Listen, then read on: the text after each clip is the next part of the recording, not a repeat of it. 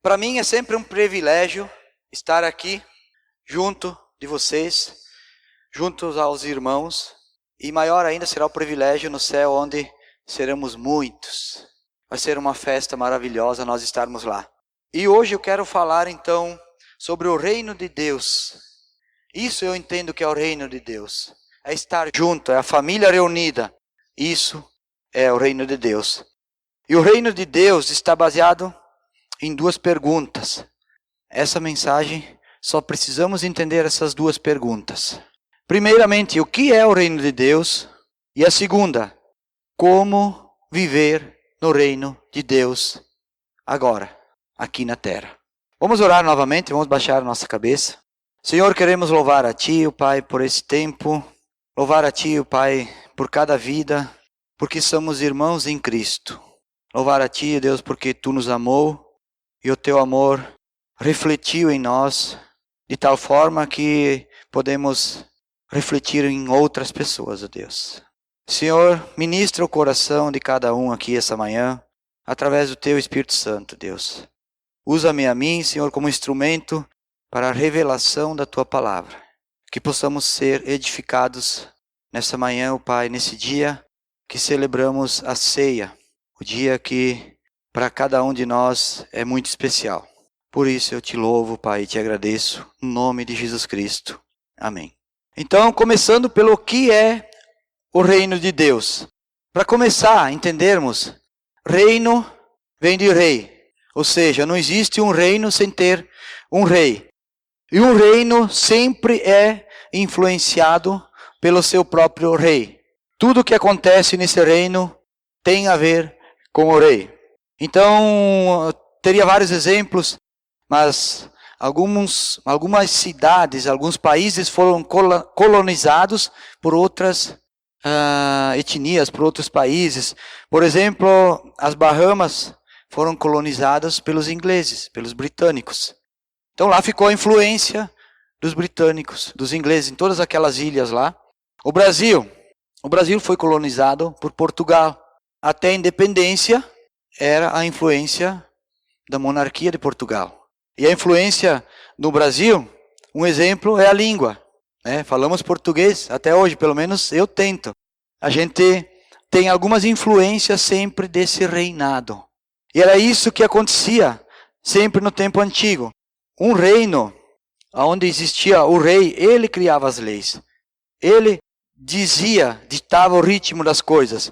No reino, o rei é o dono de tudo. Ele é o dono da floresta, o dono das fontes de águas, o dono dos rios, o dono das plantações, dos cavalos, dos bois, os animais, dono das joias, das construções, dos exércitos, e todos são servos do rei. Todos obedecem ao rei. O rei Faraó, quando dominava o Egito e o povo de Israel estava lá, o rei Faraó tomou uma decisão drástica naquela época, porque o povo de Israel estava aumentando em muito. Eles estavam com medo. O povo de Israel cada vez tinham mais filhos e filhos e filhos, e já estavam ficando mais numerosos que os próprios egípcios. Então o rei Faraó falou para as parteiras que quando nascesse uma criança, se fosse homem, que elas já matassem a criança na hora. Ou seja, na hora do parto, dessem um jeitinho de sufocar a criança, enfim, para que não aumentasse mais e mais o povo de Israel. Da mesma forma, quando nasceu Jesus, o rei Herodes também, com medo de perder o seu reinado, depois que não encontrou Jesus, que foi enganado pelos magos, ele mandou com que matassem todas as crianças de 2 anos para baixo. Então o rei decidia algumas coisas assim, e não tinha quem podia fazer algo contra. Era aquilo ali mesmo. O próprio Daniel, nas covas dos leões, quando o rei assinou com o seu anel aquele decreto, que quem adorasse um outro Deus, ou fizesse uma oração a qualquer Deus, que não fosse aquele estipulado por ele mesmo, seria jogado na cova dos leões. E esse rei se arrependeu, mas nem ele pôde tirar o Daniel da cova dos leões, ele teve que deixar ele. Por quê? Porque ele tinha decretado, ele tinha selado aquele decreto e nem ele mesmo podia mudar isso. Para nós entender melhor um pouquinho isso, vamos abrir Neemias capítulo 2. Neemias no capítulo 2, do 4 ao 9. Começa assim: O rei me disse, o que você gostaria de pedir? Neemias responde assim: Então orei ao Deus dos céus e respondi ao rei: Se for do agrado do rei, se o seu servo puder contar com a sua benevolência, que ele me deixe ir à cidade onde meus pais estão enterrados, em Judá, para que eu possa reconstruí-la. Então o rei, estando presente a rainha, sentado ao seu lado, perguntou-me: Quanto tempo levará a viagem? Quando você voltará? Marquei um prazo com o rei, e ele concordou que eu fosse. A seguir acrescentei: se for do agrado do rei, eu poderia levar cartas do rei aos governantes do Trans-Eufrates, para que me deixassem passar até chegar a Judá. E também uma carta para Asaf, guarda da floresta do rei, para que ele me fornecesse madeira para as portas da cidadela, que ficam junto ao templo, para os muros da cidade e para a residência que irei ocupar. Visto que a bondosa mão de Deus estava sobre mim, orei e atendeu os meus pedidos. Com isso fui aos governadores do Trans-Eufrates e lhes entreguei as cartas do rei. Acompanhou-me uma escolta de oficiais do exército e de cavaleiros que o rei enviou comigo. Então aqui está a prova de que tudo era do rei. Até o rio, Trans-Eufrates, era o caminho, era a rodovia da época. Os exércitos, foi os cavaleiros junto com Neemias, a madeira para a reconstrução. Então está claro que tudo era do rei, tudo era influenciado pelo rei. E hoje quem é o nosso rei? O nosso rei é Jesus. Hoje nós temos um rei que reina em nós. Nós cantamos há pouco: sobre toda a terra tu és o rei, reina em mim com o teu poder. Cantamos a recém, o rei Jesus. Então Jesus é o rei dos reis, segundo o que a Bíblia diz. E o seu decreto é o livro da lei, é a Bíblia. Esse é o decreto. E foi selado com o próprio sangue de Jesus. E mais do que isso, só o Cordeiro pode abrir. Está escrito lá em Apocalipse. Então esse é o nosso rei e esse é o nosso decreto. Mas o que o povo tenta fazer hoje é democratizar a Bíblia. Querem ajustar, modernizar a Bíblia para seus benefícios, querem adaptar a seus próprios interesses. Jesus é o rei e o seu reino é dos céus. A Bíblia é o livro do reino e foi selada, então ela não pode ser mudada. Abre Isaías, capítulo 9, versículos 6 e 7. Vamos começar uma trajetória para entender melhor como é que estava planejado esse reino de Jesus. Então, Isaías capítulo 9, versículos 6 e 7. Porque um menino nos nasceu, um filho nos foi dado, e o governo está sobre seus ombros. Ele será chamado Maravilhoso Conselheiro, Deus Poderoso, Pai Eterno, Príncipe da Paz, e ele estenderá o seu domínio e haverá paz sem fim sobre o trono de Davi e sobre o seu reino, estabelecido e mantido com justiça e retidão. Desde agora e para sempre, o zelo do Senhor dos Exércitos fará isso. Então Isaías já está anunciando aqui que viria esse rei. Quem seria esse rei? Um descendente de Davi.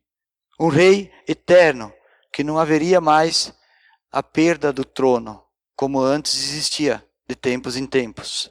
Jesus veio para a terra não para fundar mais uma religião, o cristianismo. É falado isso na mídia, muita gente pensa que ser cristão, o cristianismo é uma religião. Não é. Jesus veio implantar um reino. É diferente. É implantar um reino. Abre Mateus capítulo 3. Mateus capítulo 3, 1 e 2. Diz assim: naqueles dias surgiu João Batista, pregando no deserto da Judeia. Ele dizia: arrependam-se, pois o reino dos céus está próximo.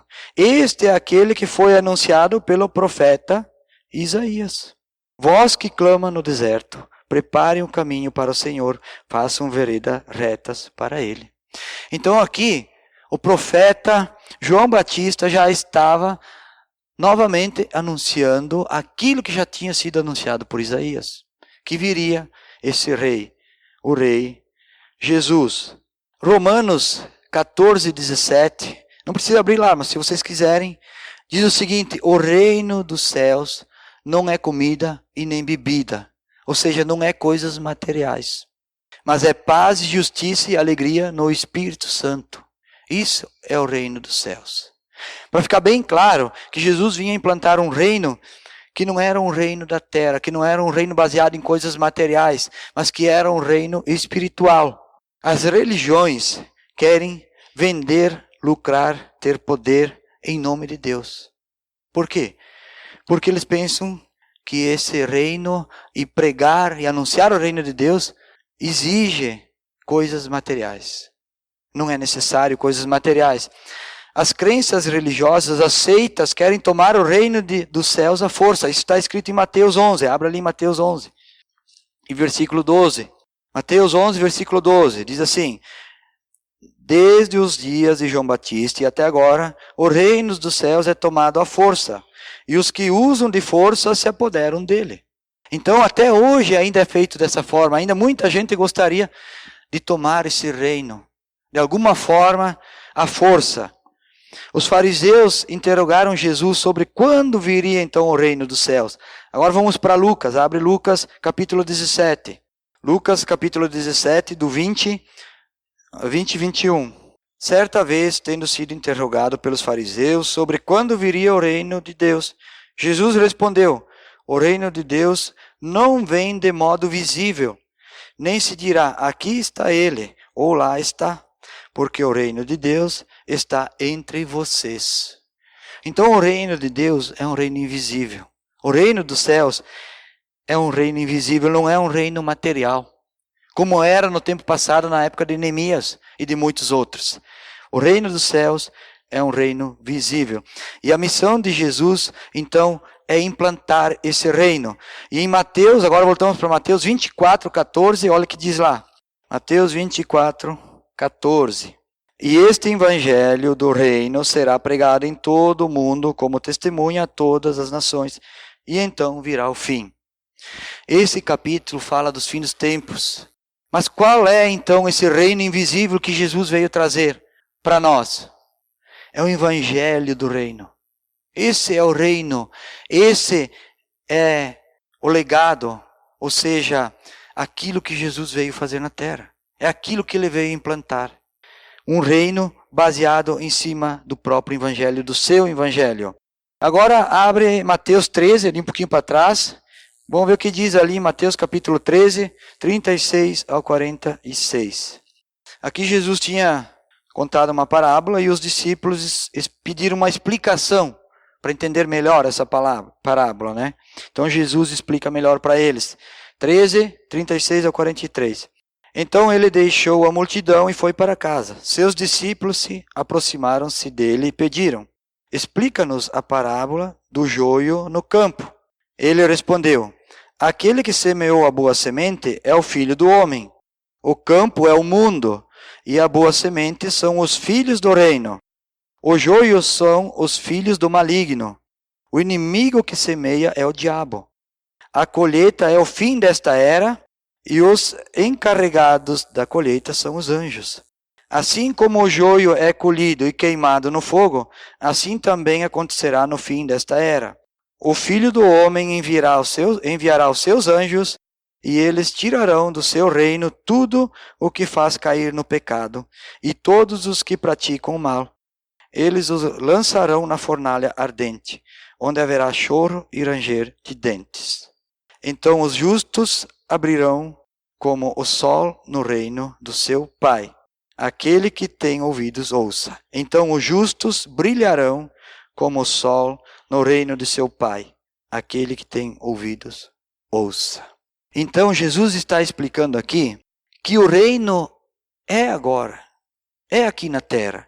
Já foi falado da boa palavra do Evangelho.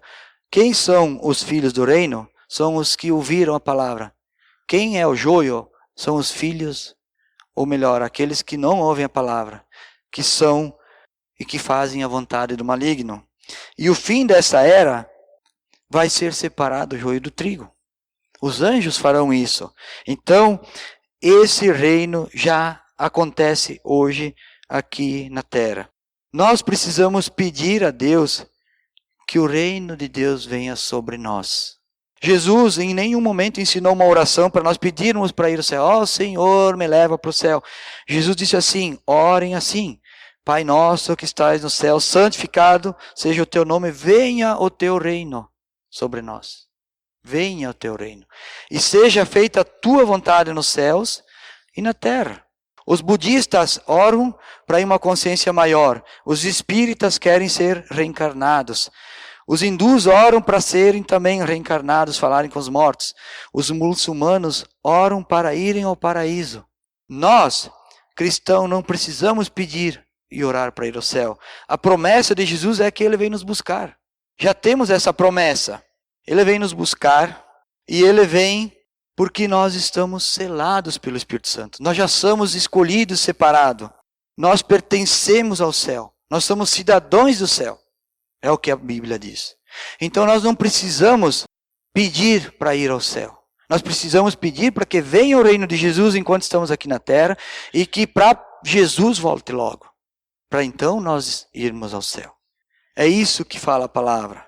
Então até aqui nós falamos de como é o reino dos céus, de como é o reino de Deus. Agora, como nós podemos então viver nesse reino dos céus? Para isso, nós precisamos de alguns princípios.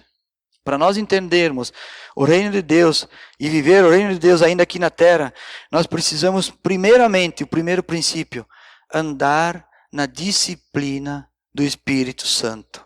Não existe nada nesse mundo que você tenha sucesso sem disciplina. Não existe nada. Se você tem um trabalho e você não é disciplinado com o seu trabalho, você perde o seu trabalho. Se você é um esportista e você não tem disciplina, você perde. Você não é mais, você vai perder a sua vaga, você vai ser substituído. Se você tem problema de saúde e não é disciplinado, você vai ficar cada vez mais doente. Então não existe nada nessa vida que não precise de disciplina. Tanto que a Bíblia ensina muita disciplina para nós também. Mas a principal disciplina para nós vivermos no reino de Deus é viver no Espírito Santo. Então, nós, às vezes, tentamos dar um jeito nas coisas. Nós temos o Espírito Santo. Eu não estou dizendo que vocês não têm o Espírito Santo. Quem aceitou Jesus tem o Espírito Santo. Mas tem de que jeito? Uma vez por dia, uma vez por semana, ele dá uma passadinha, uma vez por mês, quando eu estou em dificuldade, quando eu estou passando por uma necessidade, então eu escuto o Espírito Santo. É assim? Como é que você vive no Espírito Santo no dia a dia? Você se alimenta do Espírito Santo ou você é divorciado do Espírito Santo? Não precisa abrir lá, em Efésios 4:30 diz que não devemos entristecer o Espírito Santo. Em 1 Tessalonicenses 5:19 diz, não apagueis o Espírito Santo. Esses dois versículos se referem simplesmente ao seguinte, que se eu não ouvir o Espírito Santo, eu não andar no Espírito Santo, eu apago ele. Ele some. Se eu apago o Espírito Santo, ele nem vai falar mais nada para mim, dizer, olha Adelar, tu cometeu um erro aqui, tu cortou a frente do cara aí o cara te xingou, ainda tu reclamou com ele. Eu nem vou mais ouvir, o Espírito Santo nem vai mais me falar, porque eu apaguei o Espírito Santo. Eu matei o Espírito Santo dentro de mim. Então nós precisamos dar ouvidos ao Espírito Santo. Devemos ter cuidado com esses dois versículos para que isso não aconteça. E o que acontece no nosso dia a dia? Como é que é um dia chamado normal para você na sua vida? Então, acorda de manhã já pensando em tudo que tem que fazer. Aí começa aquela correria, toma banho, se arruma, toma café, pega as suas coisas, pega a mochila, entra no carro ou pega o ônibus e vai para o trabalho. Aí, logo em seguida vem aquele pensamento, todo dia de novo a mesma coisa. Mais um dia, o mesmo trabalho, barulhento, aquele chefe ruim, preso aqui nesse mesmo lugar. Até 5:30 da tarde, 6 horas, né? Mas fazer o quê? Vai ter que ser, né? Aí volta para casa, já trânsito barulhento, passa no mercado, compra um leitinho, paga uma loja, chega em casa. Finalmente chegou em seu lar. Aí começa a noite. A noite é tudo de novo, toma aquele banho, arruma a casa, prepara a janta, responde e-mail, Face, assiste alguma coisa, ou tem um compromisso à noite, sai, volta. Quando veja é 11 horas, está esgotado, cansado, estressado, puf, vai dormir. No dia seguinte, acorda, tudo de novo. E isso é a rotina de um dia nosso na carne. Essa é a rotina. Então, eu gostaria de entender com vocês melhor o que é nós vivermos no Espírito Santo e vivermos na carne. Como é que seria um dia, então, no Espírito Santo, um dia no reino de Deus, um dia andando com Jesus? Como é que seria essa diferença? Quando você acorda de manhã, já abre os olhos e pensa, obrigado, Senhor, por essa manhã. Que ar fresquinho, maravilhoso. Aí você vai tomar banho, que água quente, olha como Deus abençoou, me deu um chuveiro elétrico aqui com água quente. Aí de repente, puf, cai a luz. Só uma piadinha, uma brincadeira. Um inverno danado lá em casa, aquelas geadas e geadas, né? E nós temos água quente lá em casa com energia solar, né? E a minha esposa passou uma semana, duas, nós sabíamos que depois que passava uma semana de chuva e frio, não vinha mais água quente. E continuava a água quente, continuava, ele disse, Ade, como, nossa, olha, ainda tem água quente, que maravilha. Eu disse, querida, nós somos abençoados. Nós somos abençoados por Deus. Mas alguém, sem querer, ligou um disjuntor do boiler com a resistência, não sei quantos 1000 watts. E quando veio a conta de luz, deu quase R$500 de luz. Digo, que bênção, querida. Olha, nós somos realmente abençoados. Mas, gente, nós somos realmente muito abençoados. Aí você toma aquele banho na água quente, com aquele perfume dos produtos de higiene. Aí vai tomar um café, agradece o café, ora ali. Depois tem um tempo especial. Aquele tempo devocional, de oração, de leitura da Bíblia. Ou junto com a sua família, se possível. E aí vai para o trabalho, louva a Deus porque tem um trabalho, porque tem um transporte para ir para o trabalho. Porque você está lá e você pode fazer a diferença na sua empresa. Fazer aquilo com qualidade, fazer aquilo para que as pessoas cresçam. Você pode contribuir para aquela empresa, contribuir com um amigo seu, com um colega. Na hora do almoço você pode estar falando alguma coisa de Deus para as pessoas. Tem muita coisa durante o dia, olha, eu poderia ficar aqui falando. Como pode ser diferente no Espírito Santo? Muito diferente do que a gente na carne. Nós precisamos acordar de manhã e lembrar que Deus nos deu mais um dia. Mais um novo dia. Para que Deus iria me dar mais um dia se eu desperdiçar esse dia? Se não servir de nada. Se eu não tiver um momento sequer, pelo menos especial com Deus nesse dia. Vale a pena? Então isso é viver na disciplina do Espírito Santo. Disciplina do Espírito Santo. Esse é o primeiro princípio. O segundo princípio, então, é viver para servir. Para servir. Mas se eu não tiver no Espírito Santo, se eu não for disciplinado pelo Espírito Santo, se a minha carne não for disciplinada pelo Espírito Santo, se a minha carne quiser disciplinar o Espírito Santo, ao contrário, isso não vai ser possível servir. Porque de quem é o reino? O reino é do Rei, é de Jesus. De quem é a glória? É de Jesus, é do Rei. Então, eu não posso ficar disputando essa glória com Deus. Eu não posso ficar disputando esse domínio com o próprio Espírito Santo dentro de mim. Olha, eu faço aqui. Olha, eu tomo essa decisão. O Espírito Santo não tem chance. Ao contrário, eu preciso ouvir o Espírito Santo. Mas por que muitos cristãos então não conseguem viver no reino de Deus? Porque buscam a sua própria glória. Porque muitos cristãos querem ter o seu próprio reino. Não querem viver no reino de Deus. Não querem viver abaixo do reino. Querem ter o seu próprio reino. Para dar um exemplo aqui, eu gostaria que a gente abrisse 1 Samuel capítulo 16. 1 Samuel capítulo 16, do 11 ao 13. Aqui fala um pouquinho da história para vocês já conhecem, né? Quando Samuel foi para ungir um dos filhos de Jessé. Então, começa assim. Então perguntou a Jessé, estes são todos os filhos que você tem? Jessé respondeu, ainda tenho o caçula, mas ele está cuidando das ovelhas. Samuel disse, traga-o aqui, não nos sentaremos para comer enquanto ele não chegar. Jessé mandou chamá-lo e ele veio. Ele era ruivo, de belos olhos e boa aparência. Então o Senhor disse a Samuel, é este, levante-se e unja-o. Samuel apanhou o chifre cheio de óleo e ungiu na presença de seus irmãos. E a partir daquele dia, o Espírito do Senhor apoderou-se de Davi, e Samuel voltou para Ramá. Esse foi o momento em que Davi foi escolhido como rei para substituir Saul, porque Saul andava aprontando, não estava mais vivendo submisso a Deus. Para entendermos melhor, do 14 ao 18, também aqui de Samuel. Então, olha o que aconteceu dali em diante. 14. O Espírito do Senhor se retirou de Saul, e um espírito maligno, vindo da parte do Senhor, o atormentava. Os oficiais de Saul lhes disseram, há um espírito maligno mandado por Deus te atormentando. Que o nosso soberano mande esses seus servos procurar um homem que saiba tocar harpa. Quando o espírito maligno, vindo da parte de Deus, se apoderar de ti, o homem tocará harpa e tu se sentirás melhor. E Saul respondeu aos que o serviam, encontrem alguém que toque bem e tragam-no até aqui.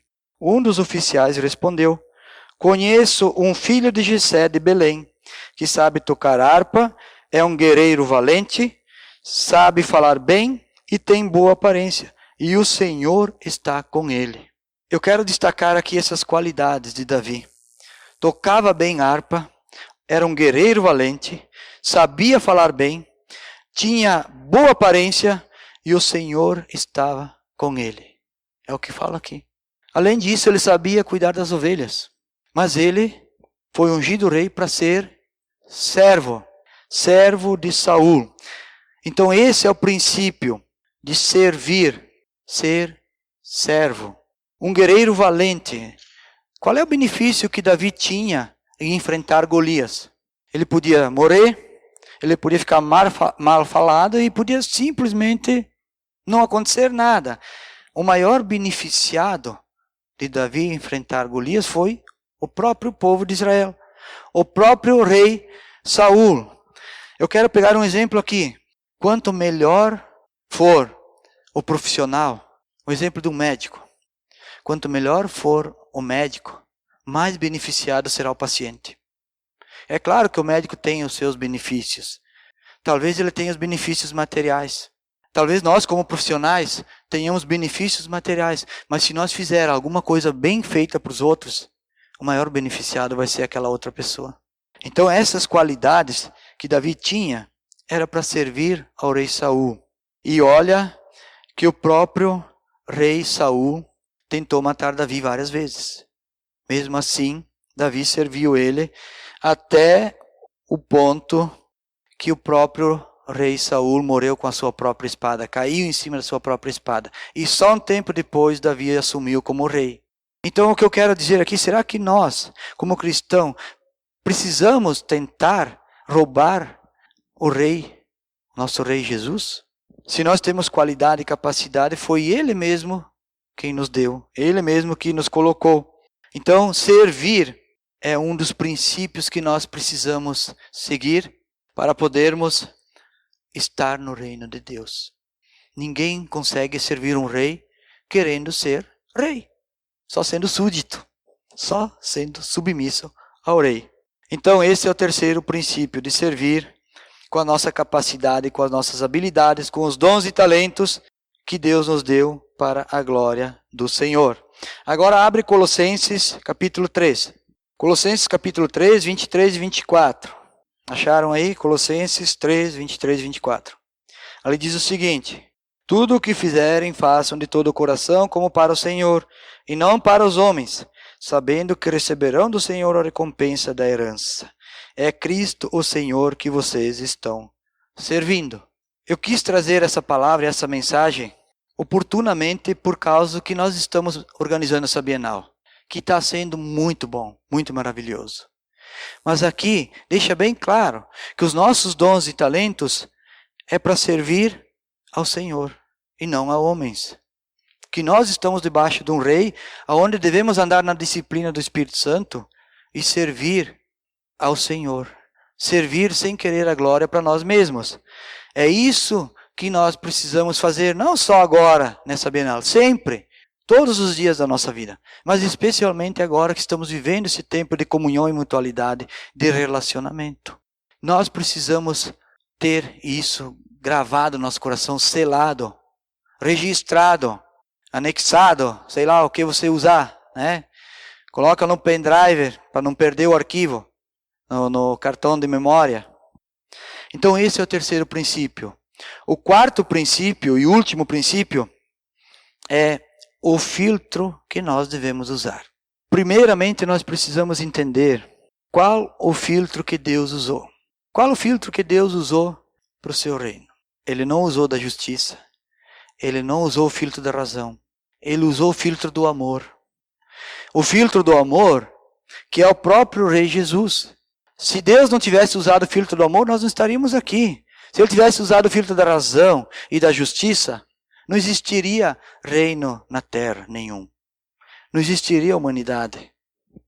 Então o próprio Deus usou o filtro do amor. Mas qual o filtro que nós usamos? Nós usamos o filtro do certo e do errado, da razão, do racionalismo. Nós usamos qualquer filtro do achômetro, do egoísmo, do orgulho. Nós vamos, talvez você tenha uma coleção de filtros. Né? Você conhece o filtro, né? Aquele filtro que a gente coa o café, qualquer um, né? Tem um saquinho assim que dá para carregar até no bolso, né? Você leva, sai para cada ocasião você usa um filtro. Não, gente. Bota fora todos. Lixo. Segura só o filtro do amor. Deu. Acabou. Anda só com esse. É o suficiente. É o filtro do amor. Nós precisamos usar de amor em todas as situações. Se nós não usarmos o filtro do amor, nós machucamos as pessoas que têm ao nosso redor. Nós machucamos. Se nós não usarmos o filtro do amor, nós destruímos os relacionamentos. Destruímos, acabamos. E não é aquilo que nós estamos aprendendo na Bíblia desde o dia em que conhecemos a Cristo. E não é isso que nós estamos pregando hoje nessa Bienal que vai acontecer semana que vem. Nós precisamos usar esse filtro muito, muito mesmo. Muito. Abre Romanos capítulo 8. Romanos capítulo 8, versículo 35 ao 37. Encontraram aí? Aí diz o seguinte: quem nos separará do amor de Cristo? Será tribulação ou angústia? Ou perseguição ou fome? Ou nudez? Ou perigo ou espada? Como está escrito: por amor de ti enfrentaremos a morte todos os dias. Somos considerados como ovelhas destinadas ao matadouro. Mas em todas as coisas somos mais que vencedores por meio daquele que nos amou. Por que nós somos vencedores? Por meio daquele que nos amou. Quem nos separará do amor de Deus? Tempo atrás nós cantávamos música. Quem nos separará do amor de Deus? Quem? O amor não separa. Tem todas as outras coisas que separam. Ódio, vingança, raiva, inveja, pecado. Tudo separa, mas o amor não. O amor não separa ninguém. Você pode viver junto com o teu inimigo, mas se você tiver amor, você não separa. É o que Davi fez. Ele viveu junto, muito tempo junto com o inimigo. Queria tirar sua própria vida. Mas mesmo assim, ele não se separou. Ele esperou e ele serviu ao rei. Então, para finalizar, para nós entendermos uma conclusão de tudo isso, nós temos aqui 4 princípios para viver no reino dos céus, no reino de Deus aqui na terra. Porque o reino dos céus está hoje em nós, está aqui na terra. Estamos vivendo hoje.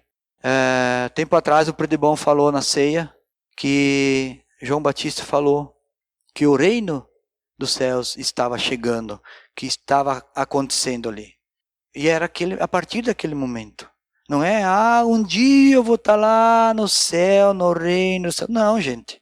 O reino de Deus hoje é nós aqui na terra. O Espírito Santo em nós é o reino de Deus. Se o Espírito Santo reinar em mim, ponto. Eu estou no reino de Deus. Então o primeiro princípio é nós entendermos isso. Se você não entendeu direito, se informe melhor. Estude mais a palavra, pergunte para alguém. Para entender de fato o que é esse reino de Deus aqui na terra. O que é o reino dos céus. O segundo princípio é viver na disciplina do Espírito Santo. Viver na disciplina. Minha carne tem que viver e ser disciplinada pelo Espírito Santo. E não ao contrário. Não tem jeito. É andar na disciplina do Espírito Santo. Terceiro princípio é servir. Servir com amor, com os meus dons e talentos para as outras pessoas, sem querer a glória para mim mesmo. Esse é o terceiro princípio. E quarto princípio, para finalizar, usar o filtro do amor em tudo. Esse é o quarto princípio. E digo mais para vocês, se nós não tiver o Espírito Santo e não servir e não dar no reino de Deus, nós não temos nada para oferecer para a humanidade aqui na Terra. Nada. Porque tudo o resto o mundo oferece. Em maior quantidade e maior qualidade.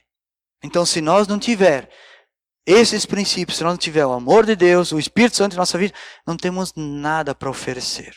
Só vamos conseguir oferecer um evangelho de Deus, de Jesus, claro, limpo, acessível para as pessoas que querem aceitar a Cristo, se nós andarmos na disciplina do Espírito Santo em amor. Senão você não tem nada para oferecer aqui na terra. Vamos baixar a nossa cabeça, vamos orar? Senhor, eu quero te louvar, Pai, e agradecer, Deus, porque a Tua palavra é clara, a Tua palavra nos revela a verdade, Pai, de tal forma que não podemos deixar, Senhor, de lado essas coisas. O Espírito Santo que habita em cada um de nós, Pai, que Ele realmente seja vivo, que Ele não seja apagado, que Ele possa orientar a cada um, que Ele possa disciplinar a cada um para andar no Teu reino. E que a gente possa fazer essa transição, talvez para muitos que ainda não entendem, que não entendiam, aguardando só um dia viver lá no céu, aguardando o paraíso. Não, Senhor. Nós podemos viver isso aqui agora, nesse momento. Viver no Teu reino aqui. Que Tu, Senhor, abra o coração de cada um, que o Teu Espírito Santo realmente ministre, guie o coração de cada um e conduza nesse sentido, Pai. Eu quero pedir por isso, Pai, abençoa todos nós, orienta cada um de nós e guarde cada um de nós para que possamos viver em comunidade e fazer a diferença nos nossos dias. Que as pessoas tenham algo de nós, que nós possamos ter alguma coisa para oferecer. É isso que eu peço, Pai, e agradeço.